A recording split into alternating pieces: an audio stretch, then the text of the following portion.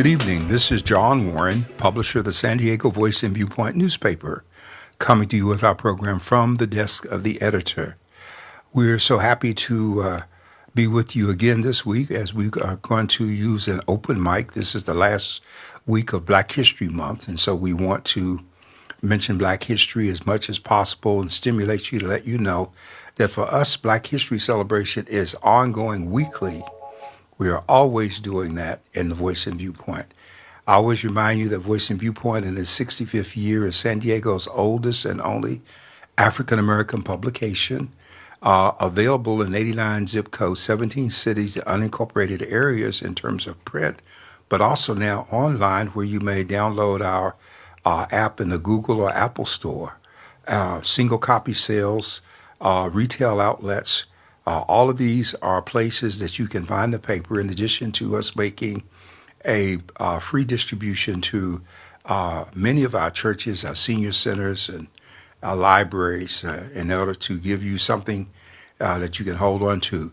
This is an important time because as much as people are pushing social media, there's still room for print and the permanency of it. And so we're excited to be maintaining this legacy that we're engaged in. Happily joined with Dr. Leonard Thompson III, our partner in this, as we both reached out over the airways to not only San Diego and the country here, but we have international reach. And so we have gone from community to global without abandoning community. Dr. Thompson. Well, good morning to you all, and thank you, Dr. Warren. It is good to be back here on a Wednesday evening. Again, an open mic format that we're going to go with today. And the open mic format, we're going to center it around African-American history, Black history, and Black History Month. This is the final week of Black History Month, and we want to make sure that if you have any questions or if you have any comments, please put it in the feed. We're live at godradio1.com, where you can hear us on the app, as well as you can hear us on Facebook. And if you have a comment that you would like to come on tonight, realize that it could be a comment or a statement or a question, but it will not be a platform where you can be able to go on and on and on. But if you come on with a question, we will do our best to answer it. Our number here is 858-251-6111. Again, 858-251-6111. Dr. Warren, I kind of actually really just want to go forward. Although it's Black History Month, I kind of want to go to the White House right quick. Okay. And I have to say that I had a very sad viewing on social media of a Black History celebration at the White House. And the sad thing about it was jam-packed. All these people cooing and cawing and wearing hats, and we here, we up in the house, and everything else that nature, showing the door where the president's going to come through. And they did all this stuff, and very mockerish, if you will.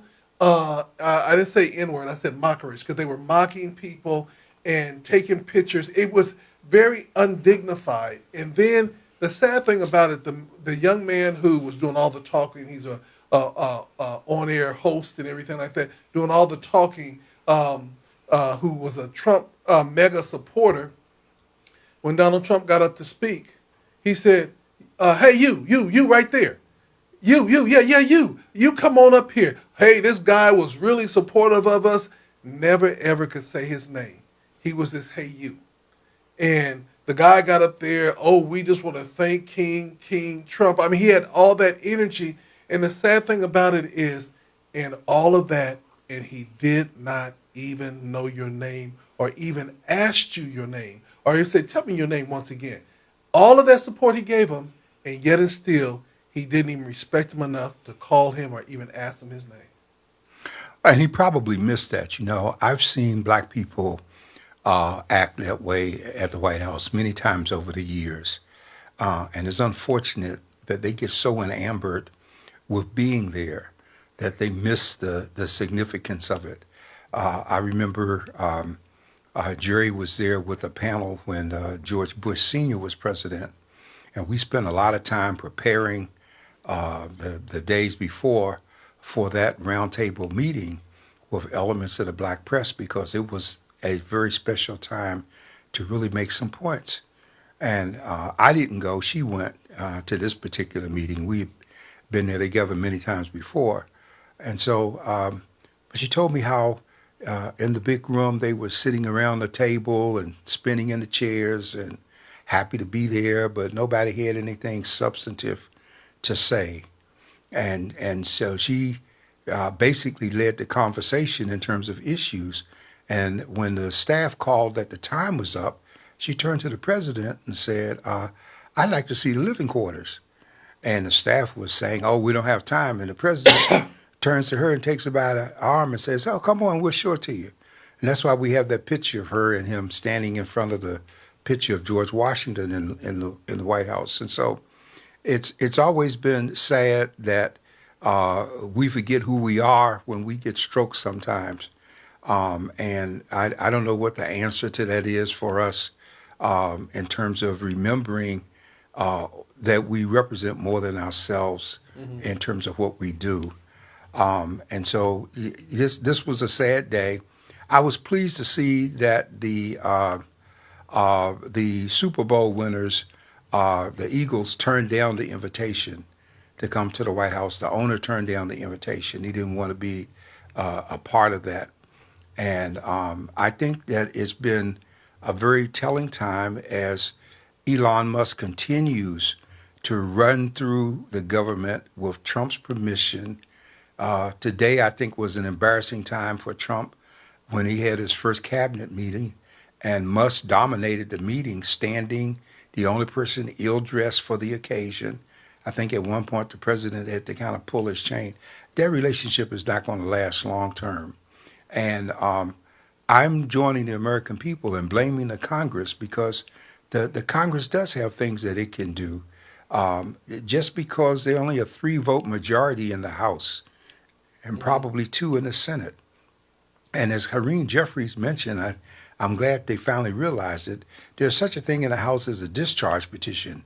And if you get 18 members to sign that petition, you can bring any matter up on the floor regardless of how the speaker feels about it. And so we're doing this budget. The cuts are going.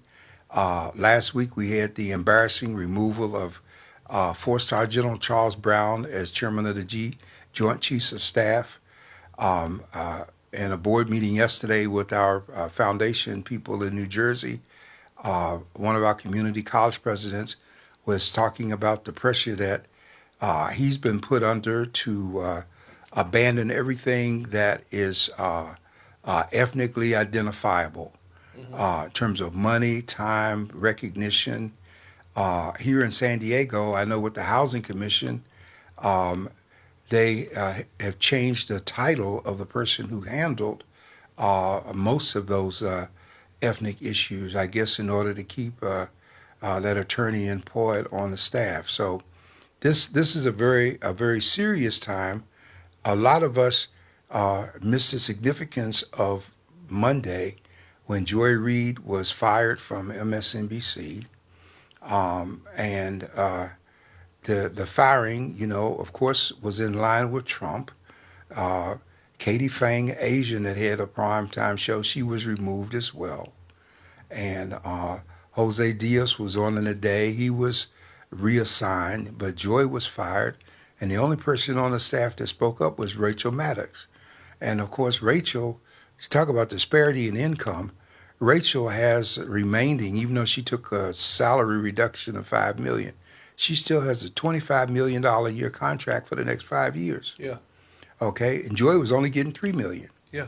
Okay. And so, of course, Don Lemons got into it with, what's her name? Megyn Kelly, because Kelly was rejoicing over Joy being fired. And in the midst of their argument, the Lemons told her to go F herself. And so that got as nasty as it could be. And so today we have a new host there in terms of Michael Steele, former chair of the Republican Party, former lieutenant governor of Maryland, always a very sharp guest on MSNBC. And I have done an editorial which called it the scenario of the MSNBC ethnic cleansing, because that's exactly what happened. It was ethnic cleansing with a what do you call it? That when they shuffle Reorg, the reorganization. yeah, but they shuffle the coin around under the shell game. Oh, the shell game. Yeah, the shell game was putting some people in positions, Yeah. and then we see that Lester Holt, behind all of this, has retired or resigned from CBS, and so this is an important time. But I don't want to see us as a people get hung up in that. I want us to look at the fact that we still represent a $2 trillion economy, that we still have elements. I mean, I suggested, Joy, you could go over to the Black Press. We got a daily show, and we reach a few million people, and the folks who support you are going to take their dollars and follow you. And so these are times that we can't just be sitting back waiting to see what's next. Yeah. I wanted to show this video, and I wanted to see what's your thoughts about this video, because this was released today as an AI rendering, so I'm going to play it right quick.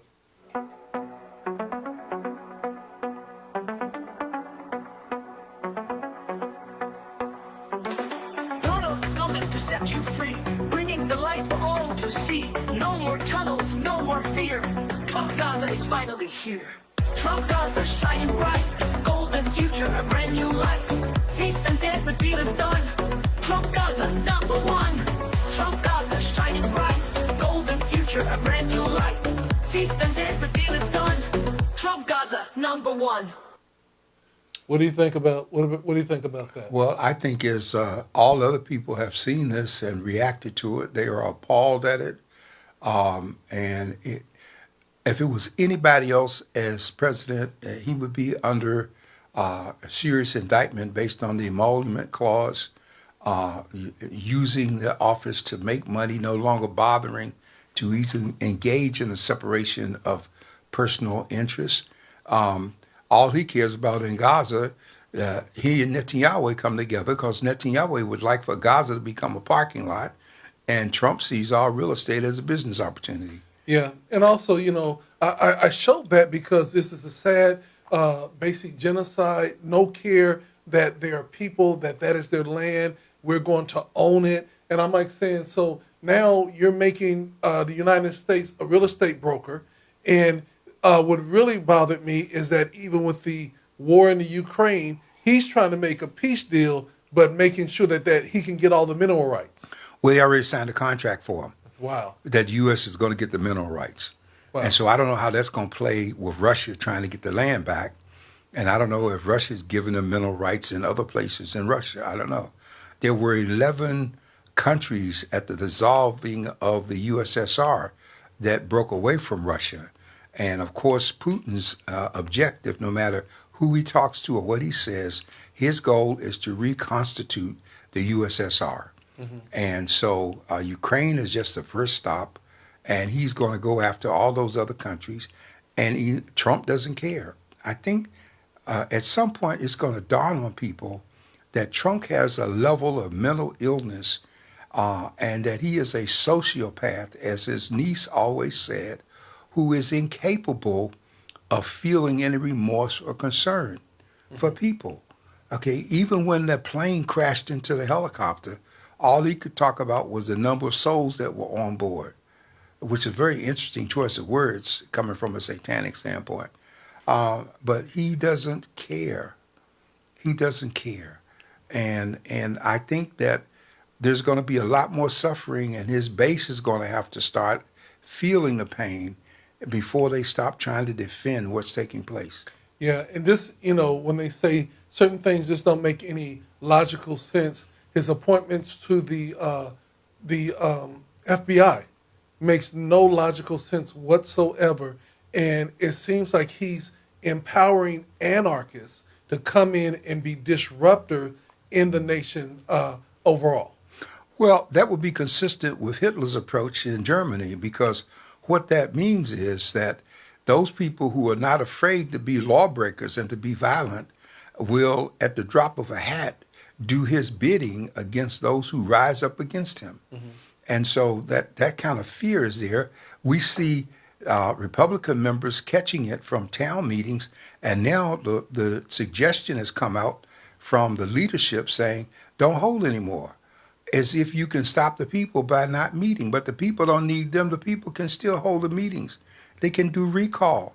They can prepare for the next election cycle. This was a very interesting thing that I saw this morning, and they started talking about President McKinley, and they said that he was a terrorist president, and he was going to charge people up to 50% and all these different things, and then they ended off the whole entire thing, and they assassinated him, you know. And I'm like, wow, that y'all got some real strange ways of saying. Sending these subliminal messages out there. And my biggest thing is that I'm not saying assassinate anyone or kill anyone. What I'm saying is everybody must do their job. Congress, get off the cuff, do your job. Senators, get off the cuff and do your job. I have never found so many weak-minded people that they are afraid of one man. Well, not only that, it gets to be illogical when you ask intelligent people who are elected representatives if Russia started the war in Ukraine, and they won't answer the question. And everybody on the planet knows that Russia invaded Ukraine 3 years ago this week, but they won't answer the question. They're afraid to answer the question. They're more afraid of Trump, and now they're doing the Russian policy line when they are elected U.S. representatives who took an oath of office. Yeah. And so these are disturbing times. The economy is not getting better. People are now fighting over eggs. Okay, gas is going to go up. It's not coming down. Prices are up. The discord is trickling down to us where people are now afraid to spend money because they don't know what's going to happen in terms of what they have. If they are a nonprofit or if they have government dollars, the government is moving to freeze money and to take things from folks when there's no legal authority. And now some of them are even quietly begging us to give their districts a pass, which is ridiculous. When you, as the people of Congress, you have the right to call them in. And you could even have the authority to lock them up. Yeah. And so as we go back to our theme tonight is Black history. When you know your history, you know your greatness. But if you don't know your history, it's bound to repeat itself, and it can be worse the second time around. I think that we as African American people have to say one thing, how we have survived in spite of everything. We are not a welfare community. Contrary to popular belief, there are more people that are Caucasian on welfare than African Americans. You know, there are more farmers on welfare than African Americans. There are more banks on welfare than African Americans. There's more car bailouts than African American. So when we talk, all it is semantics on what welfare looks like. When they say welfare, they think of people of color, not knowing that there's more Caucasian, but they call the other one subsidies. Subsidies might sound beautiful, and it might sound really good, but in the end, subsidies is no other form than welfare. That's right. Subsidies are welfare, and this country is loaded with them, from the Bureau of Land Management giving thousands of acres to white cattle barons who don't pay taxes on the land and just lease it at a minimum, and yet they have free use. Even when you go in the grocery store and you see Donald Duck orange juice, the guy that owns Donald Duck is from the county in Florida where we had our paper, all right? And he doesn't own the land, he leases that land. Yeah. And then South Central Florida, many people are surprised to know, it's not only oranges, but it's also cattle country. Yeah. And they're leasing land, but black folks are not getting the leases. I know my late wife and I, we tried so hard to share with black businesses and black communities the notices from the Bureau of Land Management when land came up for lease, so that we could help black folks make bids for it, help black farmers make bids for the land. And we just couldn't get it. Even in San Diego County, that people have gotten over. There's land that's leased from the county that people are making money on, the horse ranches and all kinds of stuff, and yet we're not getting it. Yeah. Yeah. And one of the things about it is that this is a key pivotal time for us as African American and people of color, if ever before in our nation, because this is a time that we're going to have to stand up and really use our economic power to let our voice be heard. Now, we don't need to protest. We don't need to march. We don't need to do a formal boycott. You can do all the talking that you want to with your pocketbook. Well, that's why I call it the SBC, the Selective Buying Campaign. And all we have to do is just reassess how we spend. Yeah. Stay out of Popeyes, stay out of Jack in the Box, stay out of Burger King. For God's sake, stay out of McDonald's. And if we can stay out of those places, then we can make some economic impact. All right? Now, let's look at our habits.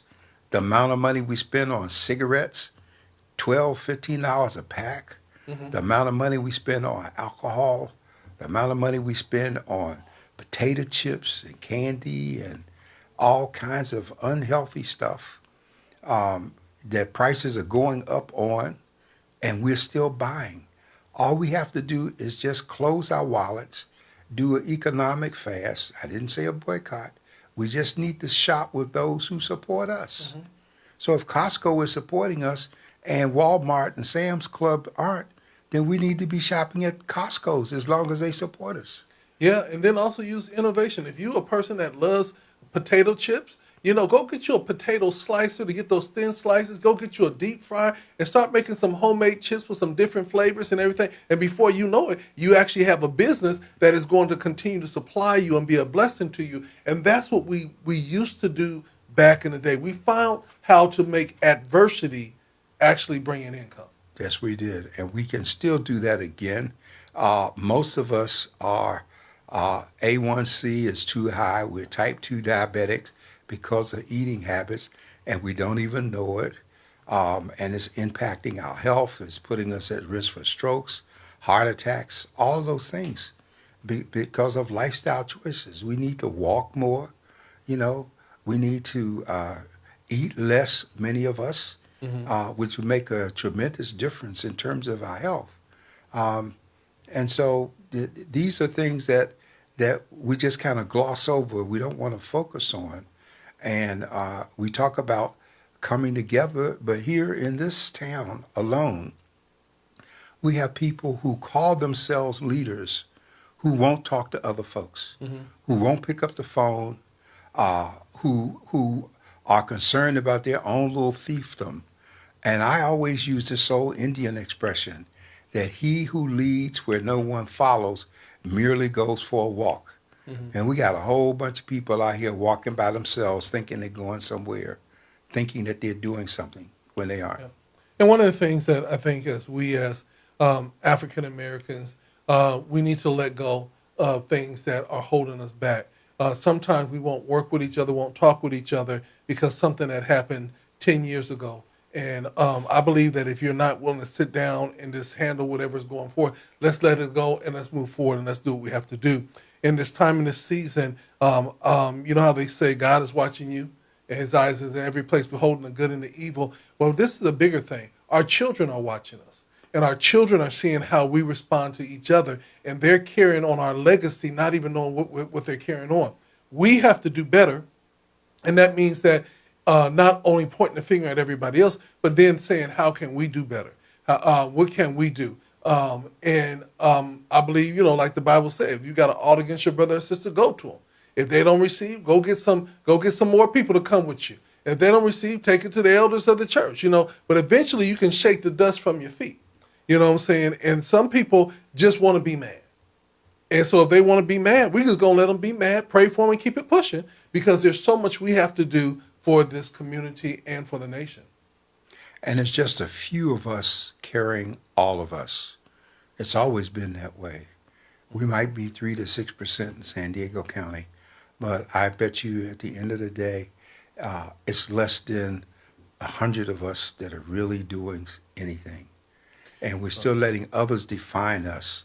Other people publish who our most influential folks are, as if we can't determine that on our own. And so we're still being pimped. Well, the funny thing about that, Dr. Warren, is that they publish it, they make the money off of it, but again, we get a picture, But they get thousands of dollars to do those editions, and my thing is that in the long run, we have to learn to toot our own horns and define our own thing, and not only feel like we're defined when we make the cover of a Time magazine or a People magazine. What about the excitement of being a part of Jet or Ebony or Essence or The Voice and Viewpoint? Still, those are historical printed material that we're part of and should carry just as much weight as any other magazine that we're in. Well, look at the ultimate insult. Joy Reid was just recognized by the NAACP Image Awards. A couple of days later, she's let go from a network, okay? And so it's up to us to determine what that's going to really mean. Yeah. I mean, we have the ability to harness all of that skill that she had and to still put that voice to work in such a way that it can't be reached. Well, I have to say that Joy Reid, I knew that her time was short when she basically called what Trump was doing a high stakes robbery, and she said, you heard it here first. If you want to rob a bank, you get rid of the people that know the system, so that if they don't know the system, they don't know when they're getting robbed. And so she said, Donald Trump is successfully making sure that people don't know the system. And so they can come in and hijack organizations and departments and everything else, and you'll never know that you're being robbing blind because you don't know the system. When she said that, I knew then that Trump was going to do his best to make sure she gets off the station. Well, look at what else has happened in America. Going back to George Washington, we were never intended to have a king. And yet, in recent days, they've been referring to him as King Trump, okay? And he really wants to be a king and not president. I mean, to him, Mar-a-Lago is more significant than the White House, is more grandiose than the whole bit, but he didn't build it. The Post family built that place, and they gave it to the federal government to get a tax break when they were coming under tremendous fire. And afterwards, he bought the thing out of bankruptcy. So, everything that he's done has a shady piece to it. And so, but I think we need to move on we need to acknowledge, tag what he's doing, look at what our strategy is to counter it, and go to the next level in terms of whatever is on the agenda. Yes. Now, you and I have tried to encourage people to do that with Black Men and Women United. We ask people to come on board.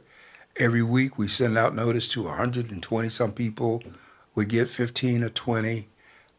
We got folks who they don't have time, but the moment they get called a nigger and they get run into a situation where they're coming after their job, then they're going to be coming to us wanting us to rescue and help them.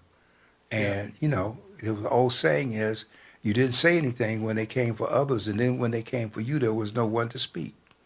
Yeah. So I don't know how we wake people up. Well, the biggest thing is that celebrating those that do come, and I always feel that certain people are not ready, and if they're not ready, it's okay. You know what I'm saying? I would rather for you to get ready or be ready, and sometimes just be in the space itself will really begin to bless you and show you, what you either do know, what you don't know, or what you can contribute. And so that's just my goal this year. And I have to say this, Dr. Warren, I'm teasing everybody. I'm going to be 60 years old this year. And there's certain things that I have made a decision upon. And one of the decisions is that I'm no longer going to pull people along the journey. Either you're going to be on the journey and we're going to work together and we're going to work together and we're going to do together. But if you don't want to do together, then I'm going to let you go on your own journey, but I'm not going to force you for your success anymore. I think a lot of times in trying to help, you take people out of their comfort zone, or you take people out of where they see themselves. Now, some people, God might say to you, sow into them because they just need to have the experience and they'll be okay.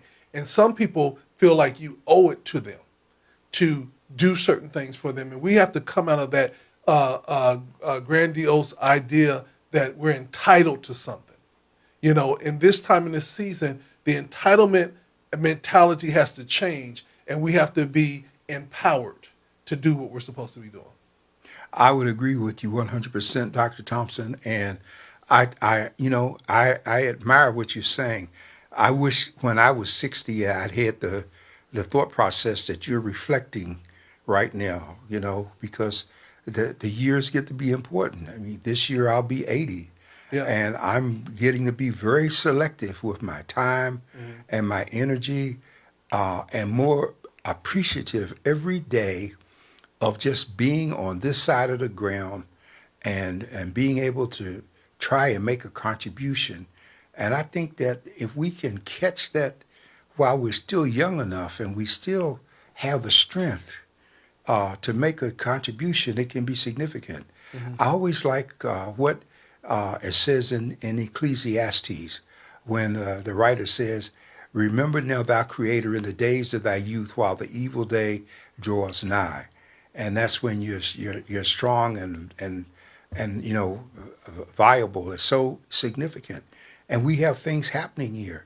We saw this week that we've had at least 4 flu deaths among teenagers. We see in Texas a measles outbreak. We see tuberculosis issue in Missouri, I believe.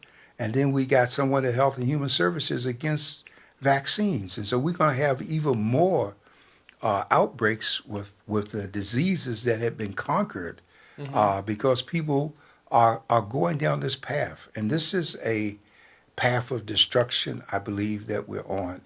I just want to move back to the Black history for a moment. This Yes. week in the Voice and Viewpoint, we are acknowledging Black judges with an emphasis on the 13 Black judges we have in San Diego County. And it's so important because the judges are the people that make the difference as the lawgivers in terms of where we are when people seek to use the judicial process under Article 3.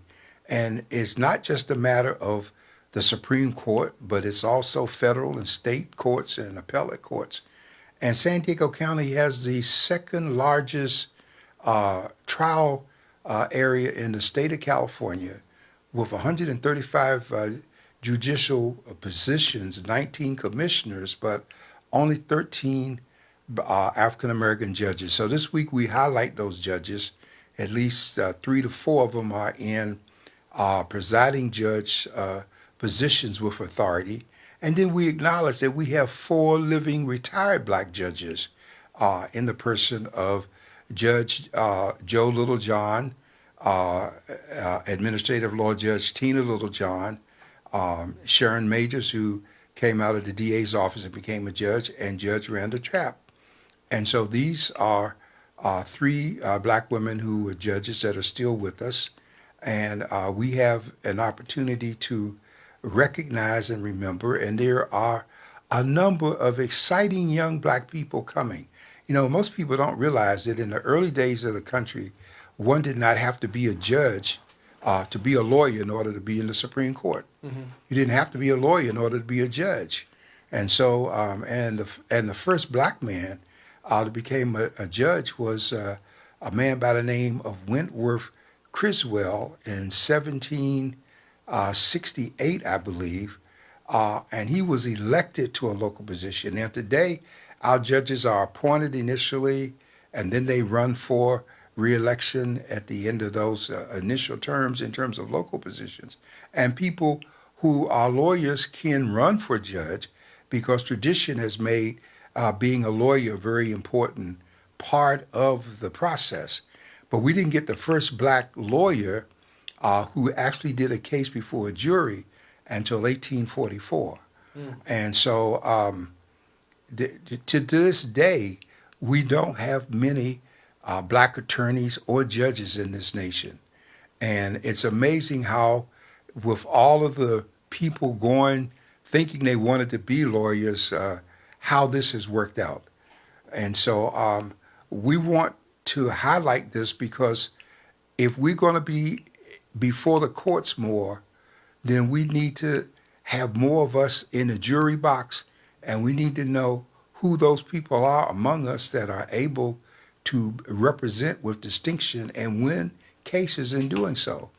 Now, Judge Earl B. Gilliam was the first black judge in San Diego County. He went on to be the first on the federal bench, but we also had on the federal bench serving with distinction Judge John Houston, who recently retired. And so we've been across the board. And when the California Association of Black Attorneys meets here in April, they're going to induct two of our own into their Hall of Fame, LaChala Wilson and Randy Jones. And so we need to be appreciative other than when we get in trouble. We're trying to move the needle some. And that's, again, the job of us as a trusted messenger to share. So we ask you to pick up the paper, give us your views, go online, send us an email, respond to what we're doing so that we can be helpful. Yeah, and as we look around, just in our own very city, one of the things that we want to encourage people is to understand about your community. Like a lot of people say, well, I come from this city and that city, but I believe that we are the only city in the nation that actually has a Malcolm X library. We might well be. And that's interesting because the sculpture that did the Malcolm X statue in the library was the first black astronaut, Ed Dwight, and he is the one that did our sculpture in Patterson for the Underground Railroad.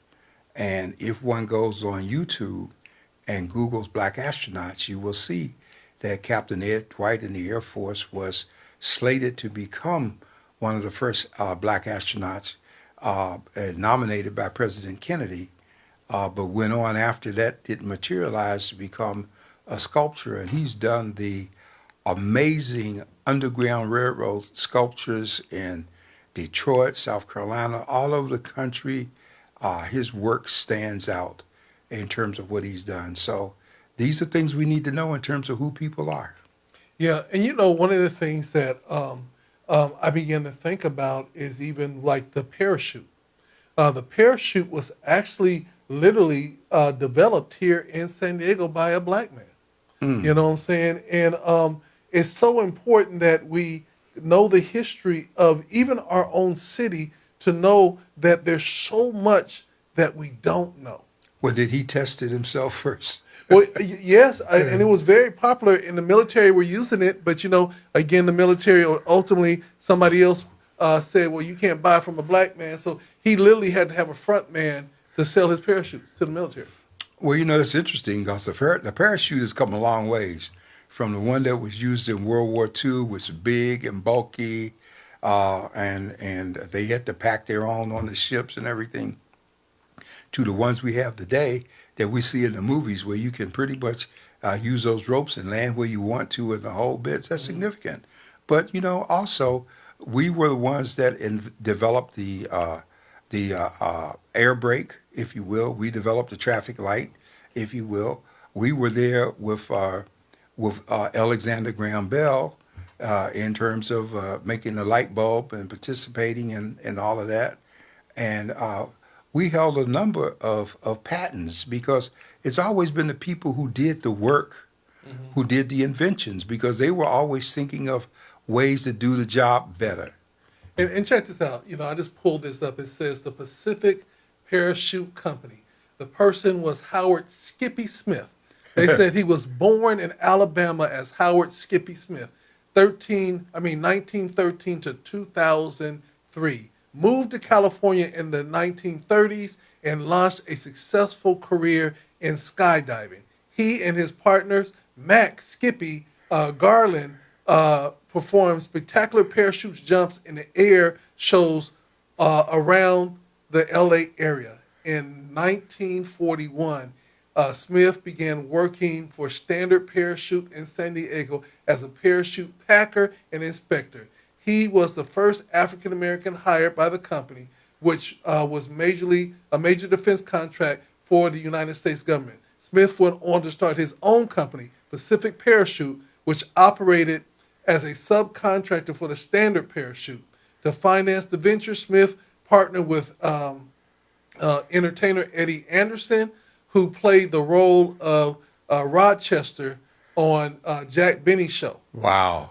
He also brought in other celebrities, including boxer Joe Louis and performer Bill Bojangles Robinson, to promote the plant. Smith recruited his half brother Herman Warren, all right, a businessman of the Evanston Wolverine football team, to supervise the manufacturing operations here in San Diego.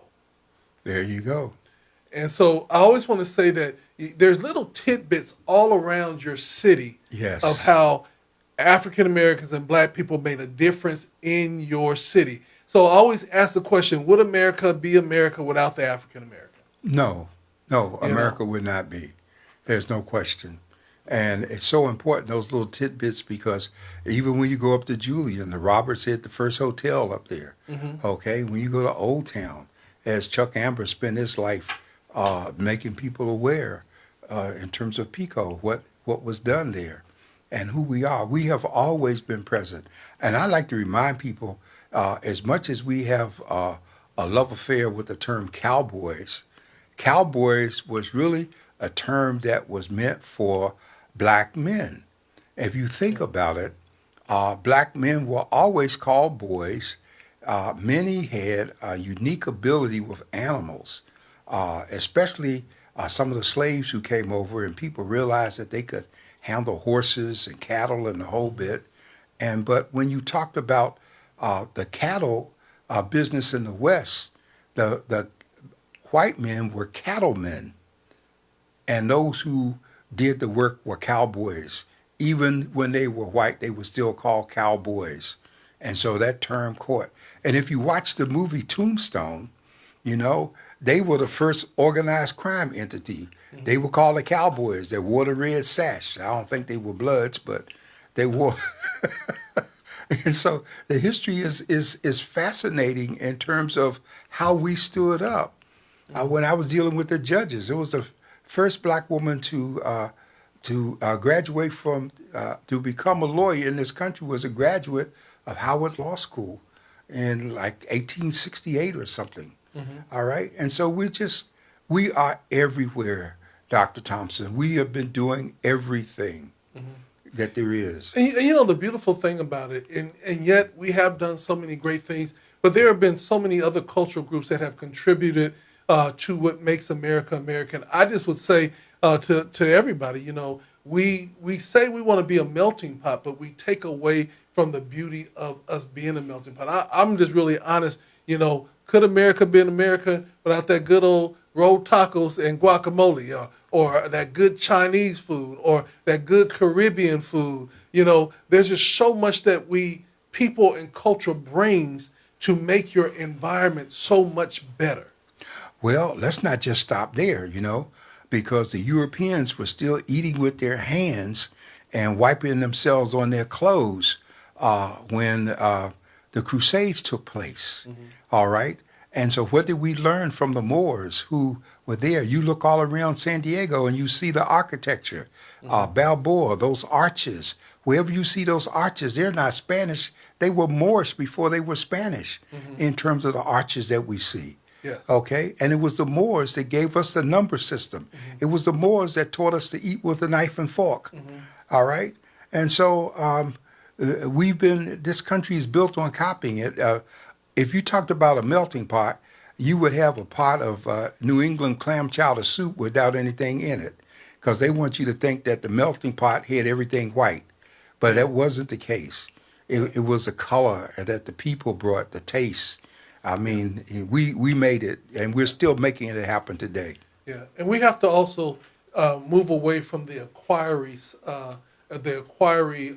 complex. or how we go about things. I have never in my life seen people come into space and just rewrite history.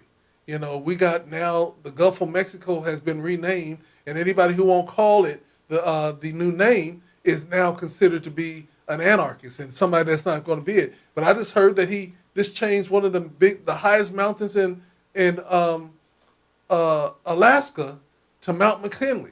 Yeah, President Obama had changed the name of the mount to, I can't remember. It's Denzali, Yeah. whatever it is, something like that. And he came and reversed that and made it Mount McKinney. And he's got, he's just running rampant all over. We know we're not going to acquire Iceland. You're trying to take the Panama Canal back. It's just in every place. You want to give drilling rights to all of your buddies, but the reality is we already lead the world in terms of oil production, which most people didn't know, and natural gas. And what happens if you continue? You're going to flood the market, and if you flood the market, then supply and demand is going to kick in, and prices are going to go down because the supply is too great. And so he could quietly replenish our reserves, but everything that Trump does is based on a lie. And an effort to blame anyone who came before him that didn't do what he thought should have been done. Yeah. And that is going to be the demise of this country. But at the same time, from a spiritual standpoint, Dr. Thompson, I believe that Donald Trump is on a spiritual mission. And I think that he is a part of the judgment coming against America for all that we've done. And that decay that we have to experience has to come from within. And it's happening before our very eyes. And so, again, the latest poll says that in recent years, those people who are Christians have dropped from 73% to 68% of the folks in this country, with 29% not claiming any spiritual affiliation whatsoever. And, I hope it doesn't take another great tragedy for us to open the Bible to 2 Chronicles 7:14 and then start reading, if my people are called by my name would humble themselves. Because so far there's nothing humbling about those who are in power. It's all about destruction and those who support it. And at the very essence of all of this is a very simple term called racism. And it is phenomenal that America, built on racism, has survived as long as it has because the people who have been the victims of racism were so morally and spiritually correct that they struggled to do what was right in spite of that. And I think that that's one of those missing elements in terms of showing how we as a people, and people of color in particular, have been one of the foundational glues holding this country together through our moral correctness and our belief in God and the challenge that comes with that. And Dr. Warren, one of the things that I think we have to really challenge America, challenge African Americans, is to go back to our first love, and literally stand up and not be motivated by just what we see, not just be talking about it, but let's really be about it. Let's stand for something and let's move forward. And one of the things that we go back, and you call it selective buying power? Selective Buying Campaign, SBC. We need to go with that selective buying campaign. And on the 28th, we need to reserve our dollars for our community. Well, that's the start of it, because we don't want that to be a one-day thing. America measures how it's doing with quarterly earning reports in terms of the economy. And so we believe that if we start withholding our dollars in a number of the areas and shopping in terms of what's best for us with our limited income or reduction in purchasing power through inflation, that we will see prices drop. We will see shares go down. It's very interesting that when Target decided to remove our black products and stuff from the shelves, the shareholders stepped in and said, put those items back because that's where our income is. And we need to do our homework because Target is also owns Marshalls, and there's another home entity. All of these things come together. PepsiCo company owns Frito-Lay's, Taco Bell. KFC, Pizza Hut, all of those things that are good to use a soda to wash them down. All right. And we always see the soft drink industry changing as people become more aware of the sugar element. They're going to safe drinks, energy drinks. You see them trying to find healthy snacks in terms of the revamping. So there's a process taking place. All we're doing is helping the process by helping ourselves in terms of health. Yeah. And so lots of things that we have to look at. And I think, Dr. Warren, we also have to pay attention to what's happening to us medically. Let's end off with the whole vaccine, measles outbreaks, and we still have Texas believing that vaccinations are a conspiracy. Well, not only that, Dr. Thompson, I've got some people in my church, and we have some people on Black Men and Women United who emphatically tell you they don't believe in the vaccine. We know some people in this community have had COVID 3 and 4 times, and their attitude now is, I don't need the shot because I got an immune system. And as Dr. Robinson, our resident physician on Black Men and Women United, he makes it clear, getting the vaccine doesn't mean you're not going to get COVID, but it's the difference between getting COVID and going in the hospital and maybe dying of respiratory as opposed to getting COVID and recovering. And so all of us that are probably over 30, we have that vaccination mark on our arms from where we got the shots when we were kids, and that helped us avoid all of these things, polio and the whole bit that were out there killing people. And now we're getting back to the point that we know more than the scientists. And we cannot use the Tuskegee experiment as an excuse for not getting vaccinated because most of us have never read the history of the experiment and how it was done. But if you look at COVID, remember, it was a black research doctor who discovered the vaccine and made it possible. And so we're not called to be stupid. But we will grab myths and pieces off of social media like they're gospel, and yet we won't listen to what's in front of us. And so that's the issue. Those are the challenges. And some of us would rather die than be corrected. And that's going to happen too. And then we also have to realize is that and with all the trusted messengers and the people that are out there, you can kind of select what vaccination you take now.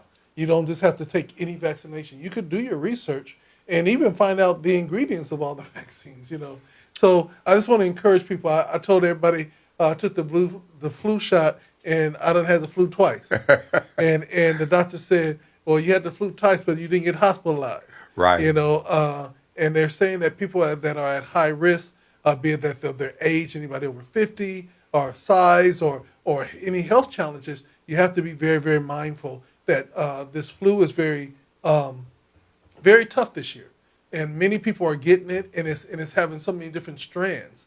So you could get it. I got it in December, and at the end of January, I had another strand. Well, I had pneumonia at the beginning of the pandemic, and didn't know it. It just snuck up on me.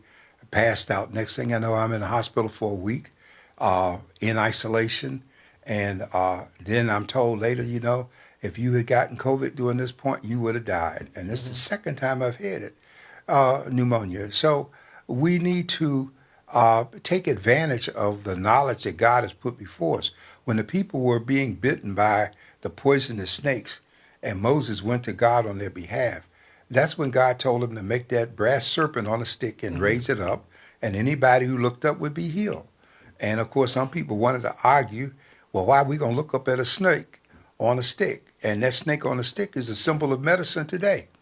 And so we need to be wise enough to know that for what we don't know, God has made provision, and we can argue if we want to, but God was here before we came, and He gonna be here when we gone, and we have an opportunity to do something for someone other than ourselves during this period, and I think that's important. Yeah, and at the end of the day, let's be responsible with information. Let's ask the right questions, and let's continue to work with one another, encourage one another. As a part of Black history, the one thing that we saw in history is that African Americans came together to make a change. We are always going to be stronger together, and we always have to learn how to not only respect our elders, but respect the young people that are coming up, and also the people that are in the middle. The biggest thing, I think, more than anything else, every day, Dr. Warren, as an African American man, I know I learn what to do and what not to do, and that can come from anything from a little baby all the way up to a senior citizen. I learn, but every time the key thing is I am learning.